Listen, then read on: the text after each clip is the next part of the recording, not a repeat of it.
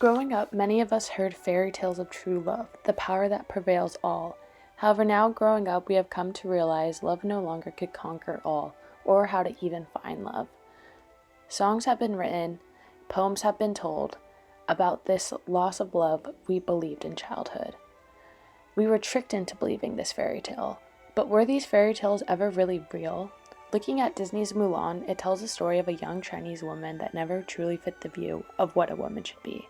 Mulan in this version exists at a time of war, and one day her father is drafted and expected to serve in war despite being old. Mulan takes upon the decision to take her father's place by posing as a son. When Mulan enters war, she struggles to become a fit soldier, but eventually she does and she defeats the opposing army. Some soldiers survive, but a final showdown occurs in the city, where Mulan prevails again. The movie ends with Mulan being honored by the emperor and returning to her family. The male soldier, Shang, goes to Mulan's house, stays for dinner, and in the following movies made by Disney Mulan 2, it shows that they eventually get married.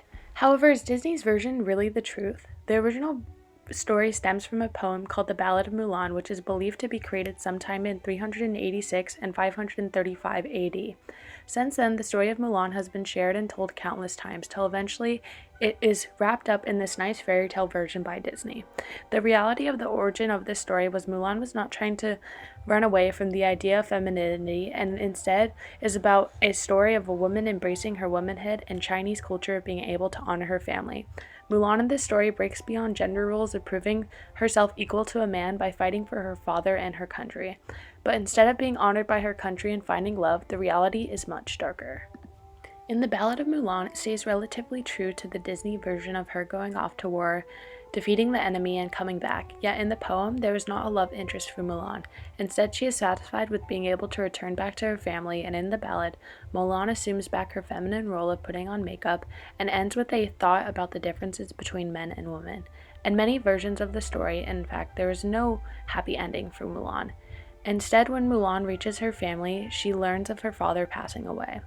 In the 17th century novel called Su Ting Yani, Mulan's father died and mother remarried, and the Turkic Khan orders Mulan to become a concubine, and she then takes her own life. In several versions of this story, in fact, it ends with Mulan taking her own life due to returning home and finding her father is dead. The reality of it is in many versions, Mulan is not ashamed of her femininity, and due to her culture, she makes the ultimate sacrifice to go to war. However, unlike Disney's version, Mulan's happily ever after in reality becomes disrupted by her gender of being a woman and returning home only to become a concubine, or losing the passion to live after realizing her father's passing, so she was not able to honor him.